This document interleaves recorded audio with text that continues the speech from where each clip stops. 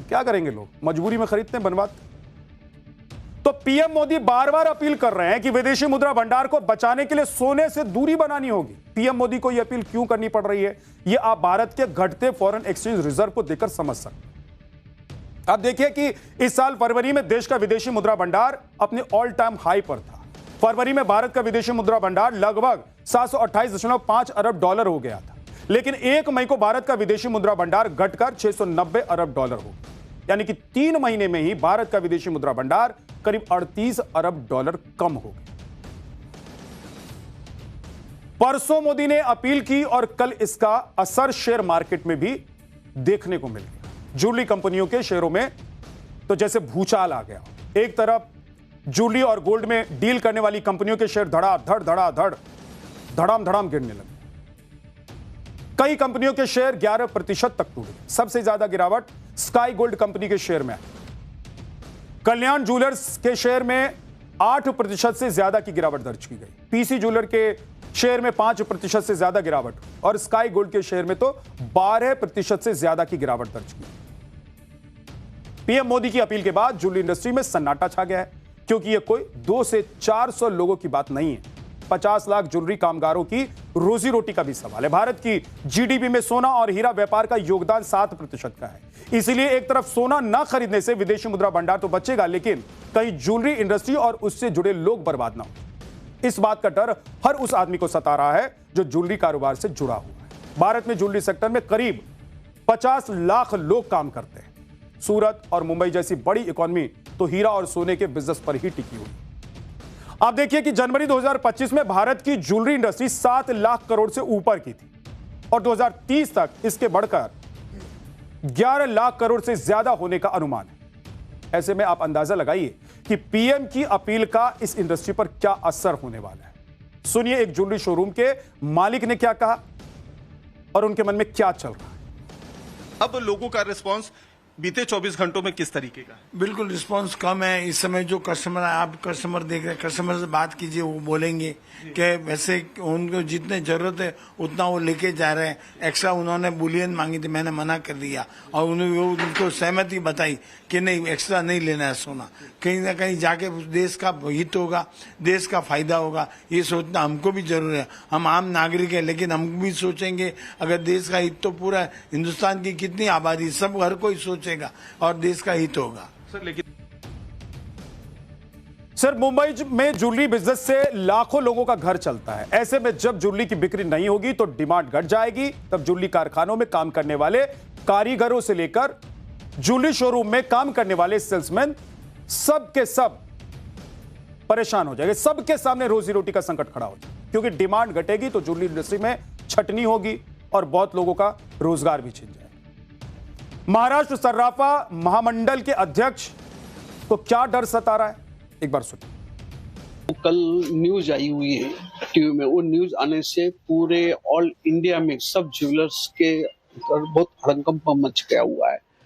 इतना तकलीफ हो गई क्या हर जगह से, मैं तो केवल महाराष्ट्र के लिए बात करूंगा, महाराष्ट्र में सभी डिस्ट्रिक्ट से हर जगह से फोन आ रहा है। क्या ये जो निर्णय लिया मोदी जी ने एक प्रकार से पूरा गलत है। और यही डर जयपुर के ज्वेलरी कारोबारियों में भी दिखा। सुनिए बुलियन ट्रेडर्स कमेटी के अध्यक्ष पीएम की अपील के क्या संभावित नतीजे बता रहे हैं, वो क्या एनालाइज कर रहे हैं। अगर देश में ज्वेलरी इंडस्ट्री इस तरह से ठप हो जाएगी तो आप ये देखिए देश के कितने बड़े कारीगर बेरोजगार हो जाएंगे। सबसे बड़ी बात आप देखिए, और कारीगर बेरोजगार, कितनी बेरोजगारी बढ़ जाएगी, कितना करप्शन बढ़ जाएगा। पीएम मोदी देश की जनता से जब भी कोई अपील करते हैं तो उसका असर होता है। लोग पीएम की बातों को सीरियसली लेते हैं और उनकी बात मानते भी हैं। कोविड काल में थाली बजाने की बात हो या फिर लोगों को घरों में रहने की अपील, लोगों ने सारी बात प्रधानमंत्री नरेंद्र मोदी की मानी। और इस बार भी पीएम ने जब लोगों से पेट्रोल डीजल की खपत कम करने की अपील की तो देखिए क्या हुआ। एमपी के जबलपुर में हाईकोर्ट के जज साहब अपनी लग्जरी कार छोड़कर साइकिल पर चढ़ गए, साइकिल पर सवार हो। मध्य प्रदेश के हाईकोर्ट के जस्टिस डीडी बंसल साइकिल चलाकर कोर्ट पहुंचे। जज साहब पेट्रोल और डीजल की बचत का संदेश देने के लिए साइकिल से कोर्ट पहुंचे। सुनिए उन्होंने क्या कहा। 2 दिन से देख रहे हैं कि विश्व के संकट को देखते हुए माननीय प्रधानमंत्री मोदी जी ने पेट्रोल की और भी अन्य प्रकार की बचत करने का हिंदुस्तान के नागरिकों को आह्वान किया है। इसी बात के मद्देनजर मुझे ऐसा महसूस हुआ कि एक दिन साइकिल चलाकर हम आम जनता को संदेश दे सकते हैं कि जहां हम संभव हो साइकिल का उपयोग भी करें। एक तरफ प्रधानमंत्री मोदी देश के लोगों से पेट्रोल बचाने की अपील कर रहे हैं, दूसरी तरफ मध्य प्रदेश के निगम मंडलों के अध्यक्ष पद पर नियुक्त हुए नेता सैकड़ों कारों का काफिला लेकर सड़कों पर आज रौला झाड़ रहे हैं। मध्य प्रदेश पाठ्य पुस्तक निगम के अध्यक्ष नियुक्त हुए सौभाग्य सिंह ठाकुर उज्जैन से भोपाल तक सैकड़ों गाड़ियों से अपने समर्थकों के साथ पहुंचे। पेट्रोल डीजल बचत की अपील के बीच सैकड़ों गाड़ियों के काफिले को देखकर आम लोगों का मुंह फटा का फटा गया। सवाल यह उठता है कि क्या सारी अपील, नियम, कानून ये सब मिडिल क्लास पर आकर ही रुक जाते हैं? क्या सौभाग्य सिंह जैसे नेता प्रधानमंत्री मोदी की अपील का कोई लोड नहीं लेते हैं? और अगर ऐसा नहीं है तो सौभाग्य सिंह पर क्या एक्शन लिया गया? ये एक बड़ा सवाल। मुख्यमंत्री डॉक्टर मोहन यादव ने कैबिनेट बैठक में मंत्रियों से कहा कि वो लोगों को प्रधानमंत्री की अपील का पालन करने के लिए प्रेरित करें। उन्होंने सार्वजनिक परिवहन, घर से काम, आभासी बैठकों और विद्युत वाहनों के उपयोग को बढ़ावा देने पर जोर दिया। और इसी दौरान सौभाग्य सिंह उज्जैन से भोपाल पदभार ग्रहण करने के लिए लगभग 700 से 800 वाहनों के काफिलों के साथ रवाना हुए। बड़े काफिले के कारण कई स्थानों पर यातायात प्रभावित रहा और जाम की स्थिति भी बनी। कुछ जगहों पर काफिले में शामिल गाड़ियों की अन्य वाहनों से टक्कर भी होने की जानकारी सामने आई। भोपाल में अरेरा हिल से पुरानी जेल घाटी तक लंबे समय तक यातायात बाधित रहा, जिससे आम लोगों को परेशानी का सामना करना पड़ा। प्रधानमंत्री की अपील को लेकर मध्य प्रदेश के मुख्यमंत्री से हमने सवाल पूछे और उन्होंने क्या जवाब दिया है, सुनिए। पीएम की अपील के बाद 300 गाड़ी की 30 गाड़ी कर दी। 300 गाड़ी की 30 गाड़ी 30 गाड़ी की भी क्या आवश्यकता थी? पदभार तो एक को ग्रहण करना है। अब वो तो आप ये सभी से पूछेंगे, एक के ऊपर थोड़ी लागू होगा, ये तो सब धीरे धीरे होगा। डीजल पेट्रोल कम, वो तो बोला है कम खर्चा करो, बस। अब कम नहीं होना चाहिए आपको लगता है? अब काफिला तो भाई नेता लोग जब बनते हैं तो काफिला तो आता ही है। तो कितनी गाड़ियां लाए काफिले में? काफिले में गाड़ी नहीं लाए, हम तो इलेक्ट्रिक गाड़ियों से आए हुए हैं। 5-7 इलेक्ट्रिक गाड़ियां हैं हमारी। 5-7 इलेक्ट्रिक गाड़ी उन्हीं से आए हुए हैं। जो बाकी लोग लाए उनसे अपील करेंगे? उनसे कल भी अपील की थी, आज भी अपील कर रहे हैं वो ट्रेनों से चलें या कम से कम चलने का उपयोग करें गाड़ियों का। आज भी प्रयास कर रहे हैं। ये तो काफिला तो आएगा। अब देखिए साहब, ये तो स्वाभाविक सी बात है। मोदी जी ने आज अपील की, कल की है। लोगों की भावनाएं तो जुड़ी रहती है ना। फिर लोगों का साधन अभी है नहीं इतने असल में, तो लोग कहाँ से आएंगे? जो साधन उसी से तो आएगा आदमी ना। पोजीशन ये भी कह रहा है कि अब जैसे शपथ ग्रहण में जो मिनिस्टर्स हैं, मुख्यमंत्री के, उनके कॉन्वॉय हो रहे हैं। जब प्रधानमंत्री कह रहे हैं कि कटौती करनी चाहिए तो आप लोग इतना खर्च कर रहे हैं, ये सवाल उठा रहा है विपक्ष।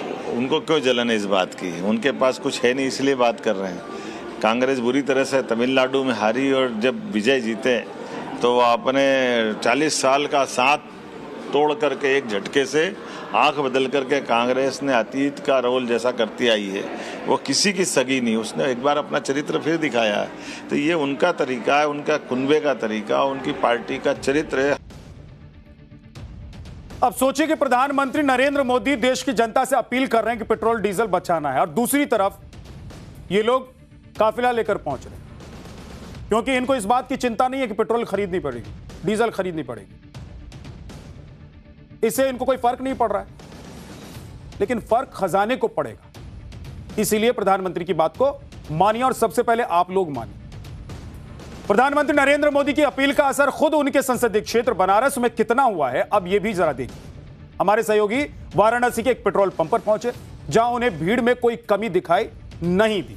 सेल्समैन ने भी कहा कि भैया तेल की बिक्री में कोई कमी नहीं आई। हमारे सहयोगी आशुतोष सिंह ने लोगों से पीएम की अपील को लेकर सवाल भी पूछे, तो लोगों ने क्या जवाब दिया है, सुनिए। प्रधानमंत्री की अपील का कोई असर नहीं हो रहा है, जिसको जो आवश्यकता है वो लेगा। अब जरूरत पड़ेगी तो आदमी तो जाएगा ही, आएगा ही अपने काम धंधे पे। अब ऐसा तो नहीं है एकदम घर ही बैठ जाएगा।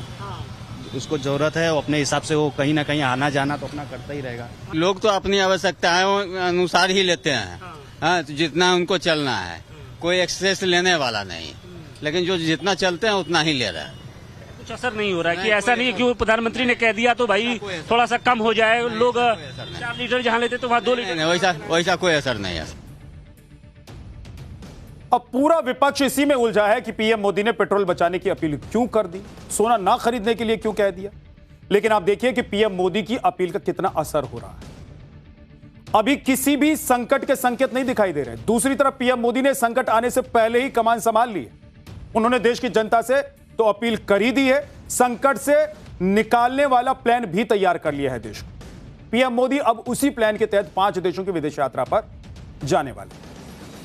पीएम मोदी 15 मई को यूएई, 15 से 17 मई तक नीदरलैंड, 17 से 18 मई तक स्वीडन, 18 से 19 मई तक नॉर्वे और 19 से 20 मई इटली में होंगे। भारत इस वक्त दुनिया में सबसे तेजी से उभरती हुई अर्थव्यवस्था है और ऐसे में दुनिया के बड़े देश इसी फिराक में हैं कि कैसे भारत की इकोनॉमी को नीचे लाया जाए। दूसरी तरफ पीएम मोदी हैं जो हमेशा भविष्य की सोच लेकर चलते। आप देखिए कि पीएम मोदी के 5 देशों के विदेश दौरे के क्या मायने हैं, क्यों कर रहे हैं प्रधानमंत्री इन देशों के दौरे। पीएम मोदी का सबसे बड़ा उद्देश्य पश्चिम एशिया में चल रहे युद्ध के बीच तेल और गैस आपूर्ति को सुरक्षित रखना, खासकर यूएई के साथ द्विपक्षीय ऊर्जा सहयोग को मजबूत करना है। साथ ही यूरोपीय देशों नीदरलैंड, स्वीडन, नॉर्वे और इटली के साथ संबंधों को मजबूत करना है ताकि यूरोपीय संघ के साथ हुआ व्यापार समझौता जल्द लागू हो और भारत में निवेश बढ़े। पीएम ने संकेत दिया है कि यह दौरा भारत के विदेशी मुद्रा भंडार पर दबाव को कम करने के लिए किया जा रहा है। पीएम मोदी का पूरा ध्यान आयात पर निर्भरता कम करने और आत्मनिर्भरता बढ़ाने पर है। इसके साथ ही विदेशी निवेशकों को मेड इन इंडिया उत्पादों और मैन्युफैक्चरिंग के लिए आकर्षित करना। पीएम मोदी सबसे पहले यूएई जा रहे हैं और युद्ध के बीच इस दौरे को सबसे अहम भी माना जा रहा है। पीएम मोदी यूएई के राष्ट्रपति शेख मोहम्मद बिन जायद अल नाहयान से मुलाकात करेंगे। विदेश मंत्रालय ने इसकी जानकारी दी है कि पीएम मोदी की यह यात्रा भारत और यूएई के बीच व्यापार और निवेश संबंधों को बढ़ावा देने में मददगार होगी। जब पूरी दुनिया पर संकट आया हुआ है उस वक्त मोदी की इस यात्रा का मुख्य उद्देश्य एनर्जी सेक्टर को और मजबूत करना है। ईरान अमेरिका युद्ध के बीच भारत के लिए अपनी तेल और गैस आपूर्ति सुरक्षित रखना प्राथमिकता है। भारत दोनों देशों के बीच रक्षा, उद्योग सहयोग, साइबर सुरक्षा और आतंकवाद विरोधी अभियानों पर बात होनी है।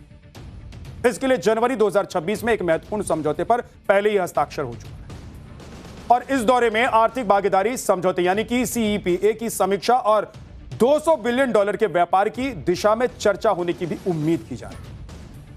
विदेश मंत्रालय के मुताबिक यूएई में 45 लाख से अधिक भारतीय समुदाय के लोग रहते हैं और पिछले 25 सालों में कुल मिलाकर निवेश का 7वां सबसे बड़ा स्रोत है।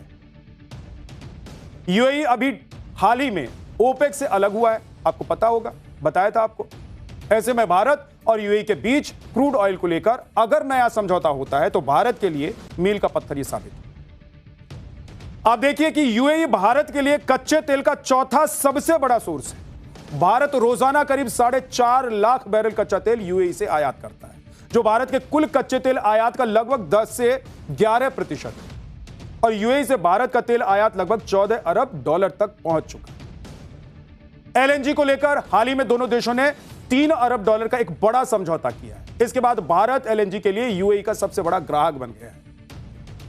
पीएम मोदी के यूरोप दौरे को भी अहम माना जा रहा है। नॉर्वे में होने वाले तीसरे भारत नॉर्डिक समिट में भी हिस्सा लेंगे प्रधानमंत्री, जिसमें नॉर्डिक देशों यानी कि नॉर्वे, स्वीडन, डेनमार्क, फिनलैंड और आइसलैंड के साथ ब्लू इकोनॉमी और आर्कटिक मामलों पर सहयोग बढ़ाने पर बात हुई। यूएई के बाद पीएम मोदी नीदरलैंड जाएंगे, जहां पर राजा अलेक्जेंडर और रानी मैक्सिमा से उनकी मुलाकात हुई। इस दौरान रक्षा, सुरक्षा, इनोवेशन, ग्रीन हाइड्रोजन और सेमीकंडक्टर सेक्टर पर भी बात होगी दोनों देशों की। 2024-25 में भारत और नीदरलैंड का व्यापार करीब $27 अरब का था। नीदरलैंड के बाद पीएम मोदी 17 से 18 मई तक 2 दिनों के लिए स्वीडन की यात्रा करें और इस दौरान green transformation, AI technology, startups और रक्षा अंतरिक्ष सेक्टर को मजबूत करने पर बात होगी। पीएम मोदी यूरोपीय आयोग की अध्यक्ष उर्सुला वॉन डेर के साथ European round table for industry को भी संबोधित करें और दोनों देशों के बीच 2025 में द्विपक्षीय व्यापार $7.75 अरब का हो चुका है। इसके बाद पीएम मोदी नॉर्वे जाएंगे, जहां पर तीसरे भारत नॉर्डिक शिखर सम्मेलन में वो भाग लेंगे। बीते 43 सालों में किसी भी भारतीय प्रधानमंत्री की यह पहली नॉर्वे यात्रा होगी। यहां पीएम मोदी राजा हेराल्ड पंचम और रानी सोनिया से मुलाकात करें। इस दौरान पीएम मोदी व्यापार और अनुसंधान शिखर सम्मेलन को भी संबोधित करें। 5 देशों की यात्रा के आखिरी चरण में पीएम मोदी इटली पहुंचेंगे।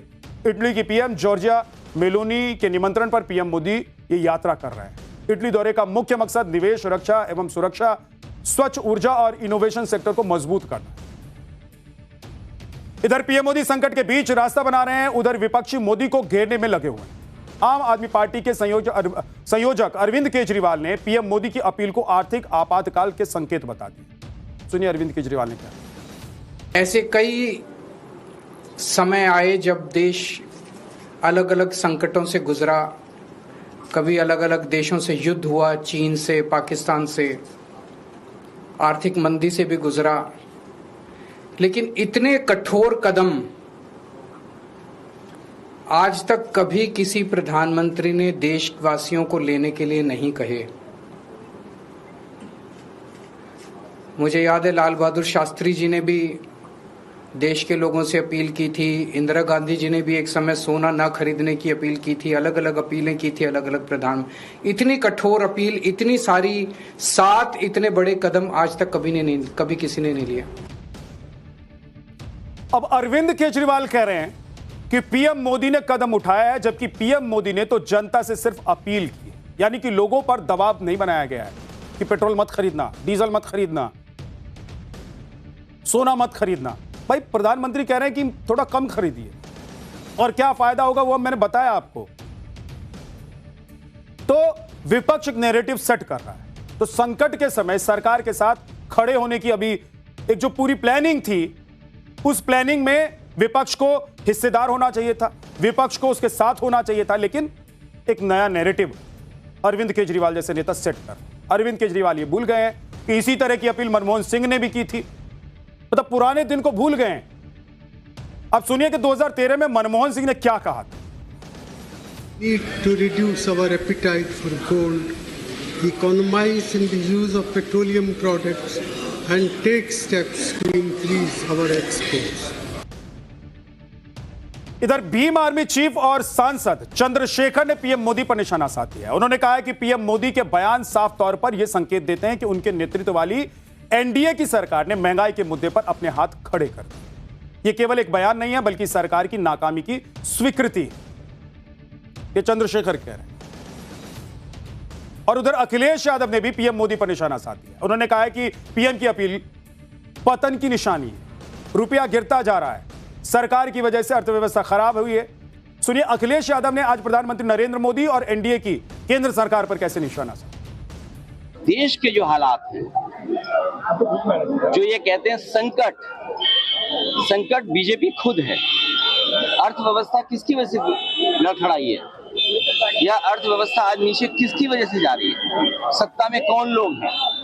डॉलर क्यों नीचे जा रहा है, या क्यों ऐसी अपील करनी पड़ रही है? ये अपील नहीं है, ये पतन की अपील की है। जो लोकसभा में हारे हैं वो अपील के बाद भी हारेंगे।